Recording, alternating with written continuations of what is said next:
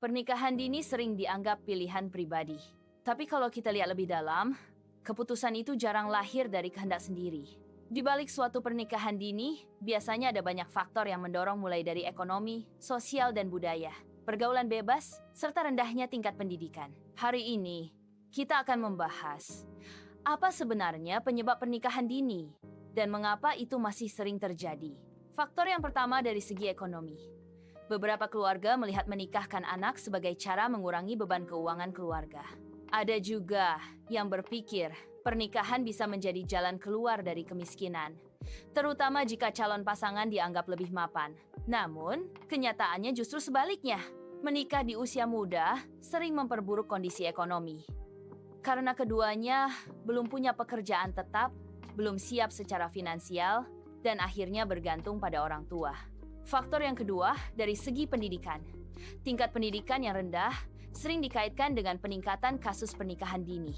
Banyak remaja berhenti sekolah karena berbagai alasan, termasuk biaya dan kurangnya motivasi. Pernikahan sering dianggap sebagai langkah logis berikutnya setelah putus sekolah. Kurangnya, pendidikan membatasi pemahaman tentang tanggung jawab pernikahan. Keputusan penting tentang pernikahan sering dibuat tanpa kesadaran penuh akan konsekuensinya. Faktor ketiga adalah budaya dan sosial.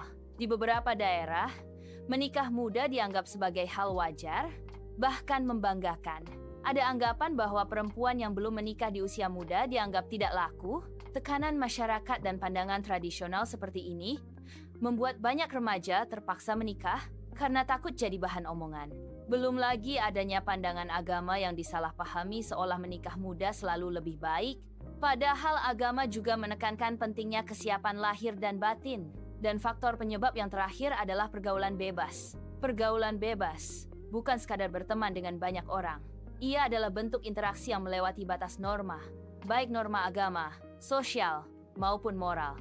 Mulai dari kebiasaan pacaran tanpa kontrol, penyalahgunaan narkoba, hingga perilaku seksual di luar pernikahan. Hal ini dikarenakan kurangnya pendidikan moral dan agama. Ketika nilai-nilai dasar tidak tertanam sejak dini, remaja mudah terbawa arus lingkungan.